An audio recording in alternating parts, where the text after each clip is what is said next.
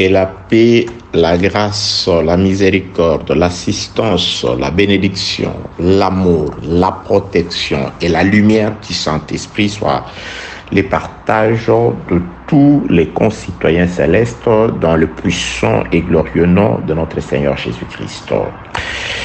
Il y a de chars de fer chez tous nos ennemis. Audio numéro 10. Prenons sans plus tarder les Saintes Écritures. Je suis avec le frère Josué en son 17e chapitre. Je commence la lecture au 14e verset. Josué chapitre 17, le verset 14. Les fils de Joseph parlèrent à Josué et dirent: pourquoi nous as-tu donné en héritage un seul lot, une seule part, tandis que nous formons un peuple nombreux et que l'Éternel nous a bénis jusqu'à présent?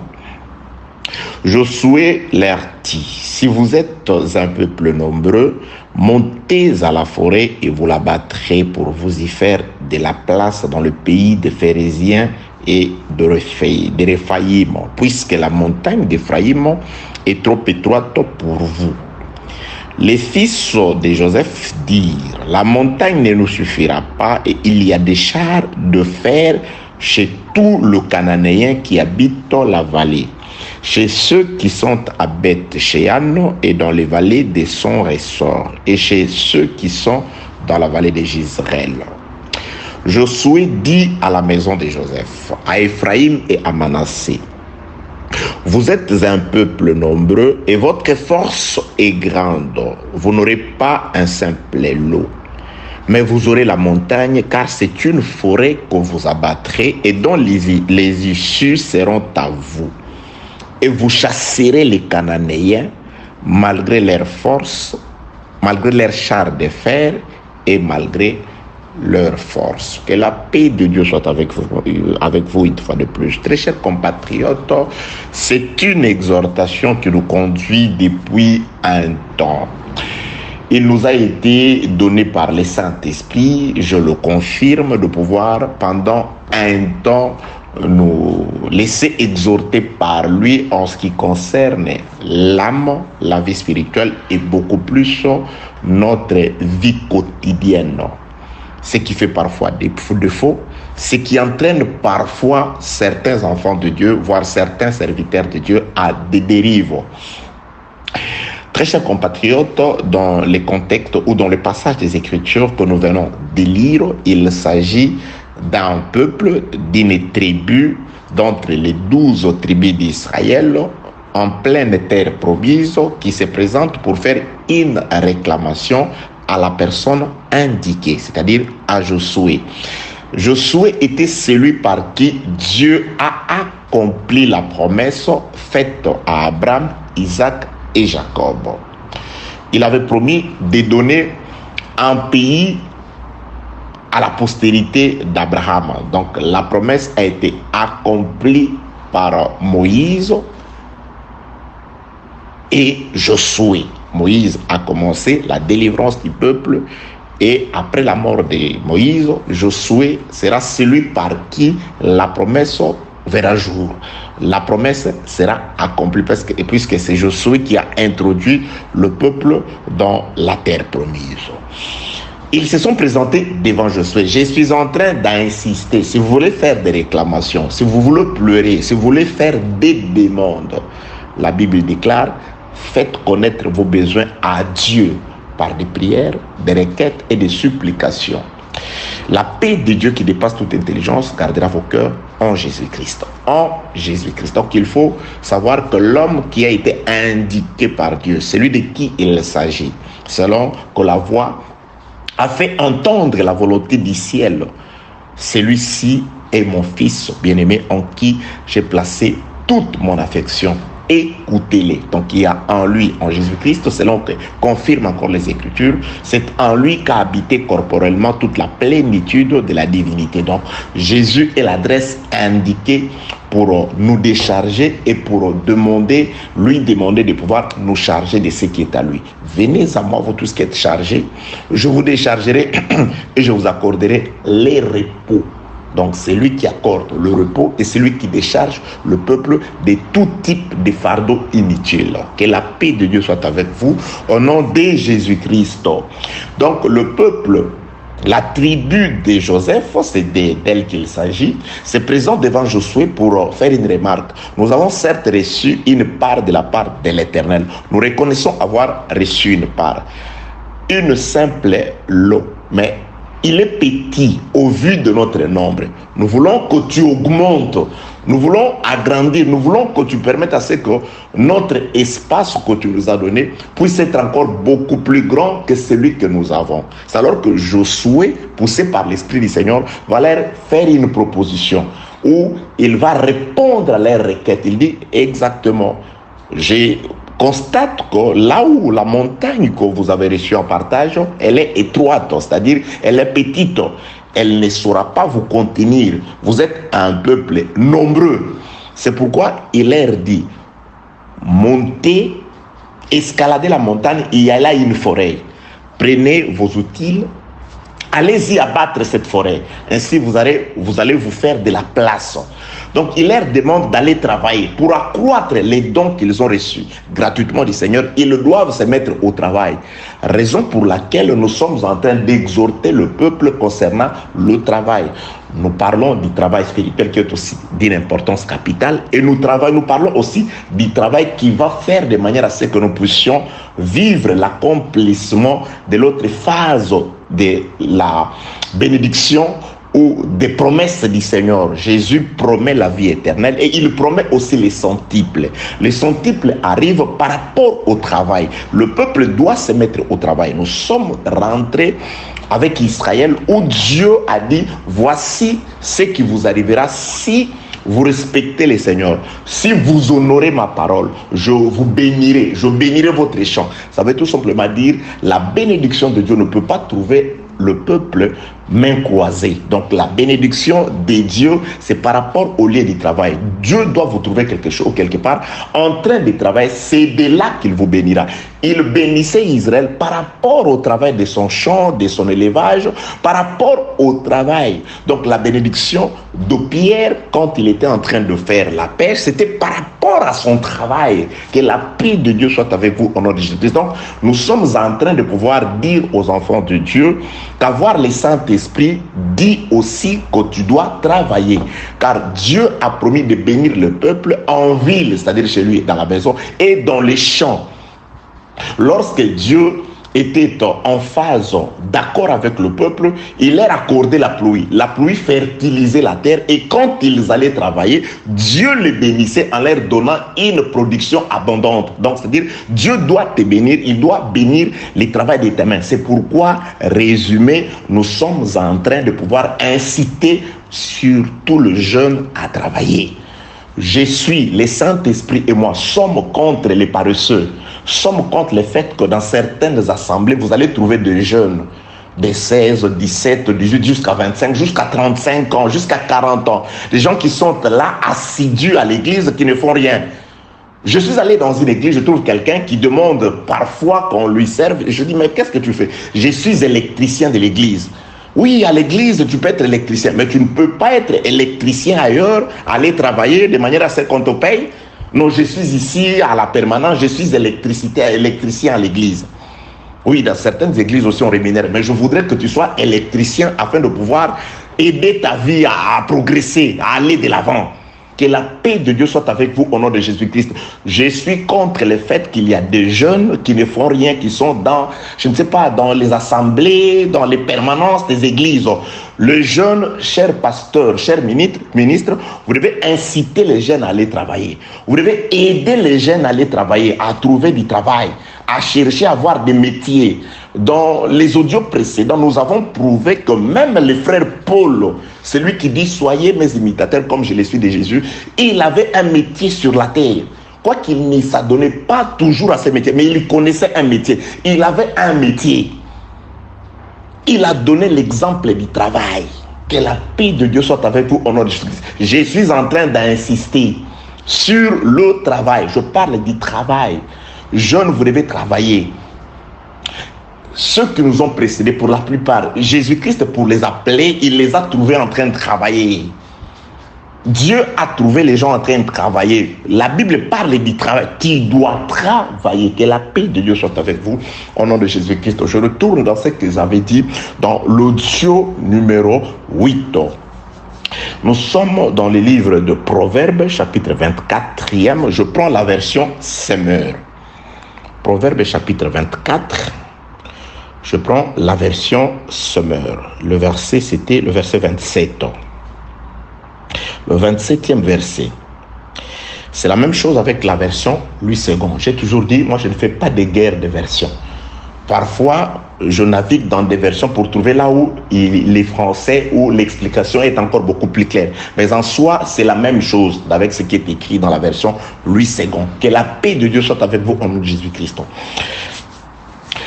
Je suis dans le livre des Proverbes, chapitre 24, le verset 27e, version Semeur. La Bible dit Semeur.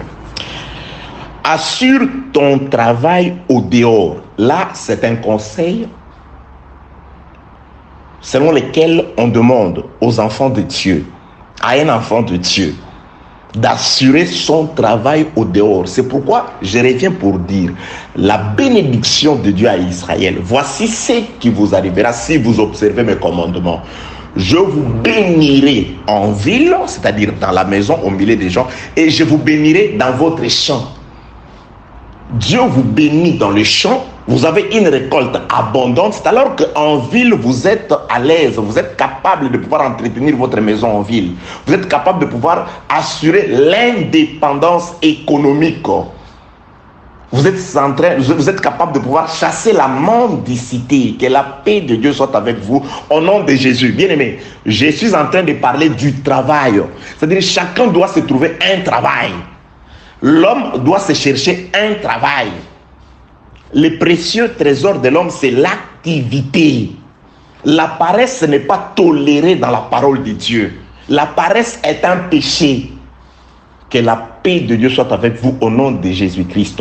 Je suis dans le livre des Proverbes, chapitre 24, le verset 27. Assure ton travail au dehors. Prépare bien tes champs. Après cela, tu pourras bâtir ta maison. Bien aimé, tu peux te bâtir une maison, tu peux bâtir ta maison, tu peux organiser ta maison en assurant d'abord ton travail au dehors.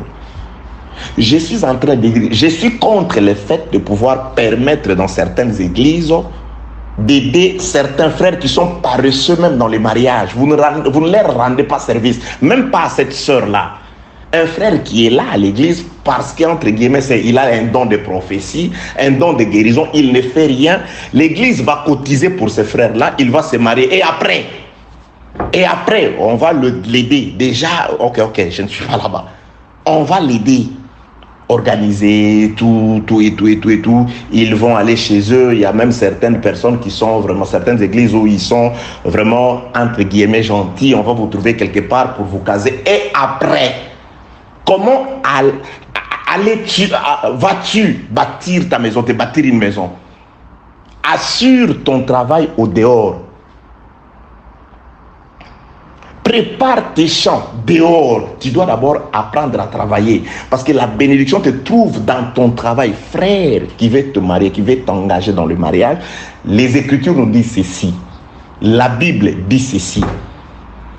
À la femme, la soumission. À l'homme de pouvoir être capable de répondre aux désirs de la femme. On est occidentaux, oui, je n'en disconviens pas que dans certains couples, il est d'accord que la femme travaille, il n'y a pas. Mais selon les Écritures, c'est à l'homme de prendre soin de la femme. Ça, c'est la version céleste, c'est la version Écriture. Les désirs de la femme se porteront vers son mari. L'homme doit être capable de pouvoir assurer certains désirs ou les désirs de sa femme, pour ne pas dire certains désirs ou les désirs de sa femme. Je m'excuse. Tu veux dominer, tu veux la soumission. Il y a des gens, vous arrivez quelque part, ils se plaignent, pasteur, voilà, je suis arrivé dans une église, notre assemblée en Europe. Les frères se sont présentés pour se plaindre. Voilà, ici, quand tu prêches, il faut aussi parfois parler aux sœurs. Elles ne se soumettent pas, elles ne sont pas soumises. Oh oui, avant de parler, j'ai écouté. Je suis allé parler à 2-3 sœurs. Elles se sont plaintes, non, voilà, ici aussi, voilà ce que font les hommes, ils ne travaillent pas. Ils sont attachés, accrochés à la télécommande du matin au soir. C'est moi qui suis censé aller sortir et travailler. Et le soir, tu viens fatigué, tu lui demandes, voilà, il fallait quand même faire ceci. Non, je suis l'homme. La Bible dit ceci. La Bible ne demande pas seulement à la femme d'être soumise. La Bible te demande aussi d'être capable de pouvoir répondre à ses désirs. C'est-à-dire, un homme doit travailler. Si tu ne trouves pas le travail, va dire à Dieu que ce n'est pas juste. Je dois trouver du travail. Et tu dois aller chercher, tu le trouveras. Oh non, voilà, ici, c'est des chars de fer contre les ennemis. Tu les battras. Josué a dit, ne les craignez pas. Vous êtes un peuple nombreux. Vous avez l'Éternel, vous allez le vaincre. Vous allez les chasser. Crois à Dieu. C'est Dieu qui t'a donné la responsabilité de pouvoir t'occuper de ta femme. Alors va chercher, dis à Dieu, je me lève pour aller chercher du travail. Je me lève pour aller me former en métier. Dieu t'aidera, tu te trouveras du travail. Tu seras capable, indépendant. Il y a certains frères qui n'ont même pas honte. Voilà, il va envoyer, chaque jour, il envoie sa femme dans sa belle famille ou chez les gens. Tu vois, mon mari m'a envoyé. Non, non, non, non, frère, il faut que tu sois fier, capable d'assurer ta maison. Bâtis ta maison dans tous les sens. Commence d'abord par assurer ton travail. Que la paix de Dieu soit avec vous au nom de Jésus-Christ. Je continue la lecture. Je reprends la version Louis II. Je suis dans le livre de Proverbes. Attendez un petit moment. Proverbes, chapitre 24e, le 27e verset. Soigne tes affaires au dehors. Mets ton champ en état. Puis tu bâtiras ta maison. D'abord, tu dois soigner tes affaires. La version Seigneur parle de tu dois soigner ton travail, tu dois apprêter ton travail, tu dois préparer ton champ. C'est ainsi que tu auras la facilité de pouvoir bâtir ta maison, être à l'aise, organiser ta maison, faire accomplir la parole de Dieu. Tu seras à mesure de pouvoir répondre aux désirs de ta femme et tu seras à mesure de pouvoir recevoir aussi de ta femme la soumission. Donc l'homme doit être capable de pouvoir. Oui, tu dois mériter cette soumission-là. Je ne demande pas aux sœurs d'être insoumises, mais je demande beaucoup plus à l'homme d'être des hommes capables, de montrer que nous sommes des hommes, qu'on est des hommes, que la paix de Dieu soit avec vous au nom de Jésus-Christ, en étant capable de répondre aux désirs de la femme. Ça, c'est la version céleste. Je ne te parle pas de la version émancipation de la femme. Moi, je te parle de la version céleste. Que la paix de Dieu soit avec vous au nom de Jésus-Christ. Je continue avec la lecture. Verset 30, Proverbe 24. J'ai passé près du champ d'un paresseux. Celui qui n'aime pas soigner ses affaires au dehors. Celui qui n'aime pas ou qui n'est pas capable de pouvoir arranger son champ. Regarde l'état dans lequel se trouve son champ. J'ai passé près du champ d'un paresseux. Donc, il n'a pas eu le temps de soigner son champ. Il y a des gens qui ont quand même déjà un champ. Tu as un don. Tu as la capacité, bien aimé. Il y a des gens. Parfois, je regarde certaines vidéos sur le net. Vous voyez, dans certains pays, il y a des personnes où il n'y a pas d'assistance sociale. Vous voyez un homme sans bras. Parfois, il se sert de ses pieds pour travailler. Il va dans les champs et c'est là où je pleure. Et là, tu es là, tu as tout, mais tu ne travailles pas. À quoi servent ces yeux-là que Dieu t'a donné? À quoi ça servent les mains que Dieu t'a données? Le pied, uniquement pour te balader ça et là. La bouche, uniquement pour discuter la politique et tout. Tu ne sais pas discuter, tu ne sais pas te servir de ton éloquence pour enseigner, je ne sais pas, pour faire quelque chose qui puisse aider ta famille, ton foyer. Que la paix de Dieu soit avec vous au nom de Jésus-Christ. Proverbe chapitre 24, verset 30. J'ai passé près du champ d'un paresseux, près de la vigne d'un homme dépourvu d'essence. Et voici les épines y croissaient, partout les ronces en couvraient la face, et le mur de pierre était écroulé. J'ai regardé attentivement et j'ai tiré instruction de ce que j'ai vu. Un peu de sommeil, un peu d'assoupissement, un peu croiser les mains pour dormir, et la pauvreté te surprendra comme un rôdeur, et la disette comme un homme en armes. Je voudrais insister juste un peu de minutes sur la pauvreté te surprendra comme un rôdeur. J'avais dit l'audio numéro 8, nous avions personnifié la pauvreté ou la disette comme un homme en armes. Ici, nous allons encore personnifier la pauvreté. C'est-à-dire celui qui croise ses mains, celui qui ne sait pas aller travailler. Bien aimé, je parle du travail normal, du travail que tu sais là, du travail qui apporte l'abondance financière, du travail qui apporte l'indépendance financière. Je suis sur la terre, je suis dans la vie quotidienne, très chers compatriotes.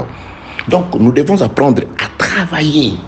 Un homme doit savoir assurer ses affaires dehors. Il y a les affaires dehors, c'est-à-dire les champs, il y a la ville. Les 6 jours qu'il doit travailler, c'est un commandement. Tu travailleras 6 jours, tu te reposeras les 7 jours. C'est-à-dire, il n'y a pas de repos pour celui qui n'a pas travaillé. Si Dieu disait ça à Israël, c'est que Israël était dans l'obligation de travailler. La paresse, tu l'as hérité de qui? Jésus-Christ a travaillé sur la terre. Oui, par rapport à son travail, il dit, je suis en train de travailler, je travaille aujourd'hui, il a travaillé. Et toi, tu n'aimes pas travailler, tu ne veux pas travailler. Jeunes, sortez de cette histoire de paresse, d'être là dans les permanences à ne rien faire. Le travail ne t'empêche pas de prier. Le travail ne t'empêche pas de servir Dieu. D'abord, tu n'as pas encore reçu l'appel, ou je ne sais pas, le ministère n'est pas encore confirmé, tu es là, à ne rien faire. Et quand le ministère sera confirmé, tu vas commencer à circuler le monde juste à la recherche d'argent, entre guillemets, avec comme... que la paix de Dieu soit avec vous au nom de Jésus-Christ. Je continue la lecture. Proverbe chapitre 24, verset 32. Je regardais attentivement et j'ai tiré instruction de ce que j'ai vu. Un peu de sommeil, un peu d'assouplissement et un peu croiser les mains pour dormir. Et la pauvreté te surprendra comme un homme rôdeur et la disette comme un homme en armes. Bien aimé, ici on compare la pauvreté, écoutez-moi, la pauvreté comme un rôdeur. La pauvreté ici est comparée à un rôdeur, c'est-à-dire à un homme qui rôde. La pauvreté ici est comparée à un rôdeur. Qui est le rôdeur? Je suis dans la lettre de Pierre. Attendez, 1 Pierre, chapitre 5e, le verset 8. Soyez sobres, veillez, votre adversaire, le diable, rôde comme un lion rugissant, cherchant qui le dévorera. Cherchant qui le dévorera, qui rôde. Ici, le frère Pierre présente que celui qui rôde, les rôdeurs dont il s'agit là-bas dans le livre de Proverbes, chapitre 32, chapitre 24, le verset 33, les tels rôdeurs, c'est les diables, bien aimés. Parfois, tu es là à chasser, non, voilà, c'est la famille, non. Le diable pour toi, il est personnifié dans ta paresse, dans le fait de ne pas travailler les 6 jours que Dieu t'a donné pour travailler, c'est-à-dire le temps que tu es sur la terre, de ne pas chercher du travail, de ne pas vouloir travailler, c'est ça. Il te surprend comme un rôdeur. Or, c'est ça. Or, le diable vient pour détruire. Ici, quand on personnifie la pauvreté, ça veut dire la pauvreté agira exactement comme le diable. Les agissements du diable sont définis dans le livre de Jean, chapitre 10, verset 10. Le diable, le rôdeur, quand il est là, quand il rôde, il veut te détruire, il veut te ruiner, il veut t'égorger, il veut en finir avec toi. Il veut te rendre léger, il veut te faire perdre de la considération des gens. On ne te respectera pas. Dans la famille, personne ne te respectera. Là où tu es, personne ne te respectera. Pourquoi? Parce que tu n'aimes pas travailler. C'est le travail qui t'assure l'indépendance. C'est le travail qui t'accorde le repos. C'est le travail qui te revêt d'honneur. Bien aimé, je parle du travail quant à la manière des hommes. Jeunes gens, vous qui êtes assignés à des permanences, dis au pasteur, oui, je reste à la permanence, mais je reste aussi permanent au travail. Tu dois travailler car la bénédiction de Dieu t'attend par rapport à ton travail. Il bénira les produits de ton sol et de ton sol. Dieu bénit les travaux de tes mains. Va chercher du travail. Si tu restes main croisée, le rôdeur te surprendra. Et le rôdeur, Pierre dit, c'est le diable. Et le diable, il vient pour te détruire. Il vient pour t'égorger. Il vient pour te ruiner. Quelles que soient les prières que tu feras, pendant que tu restes là, main croisée en permanence, tu seras toujours possédé par l'esprit du rôdeur. Parce que tu es un paresseux. Tu ne veux pas aller soigner ton champ. Tu ne veux pas aller soigner plutôt tes affaires au dehors.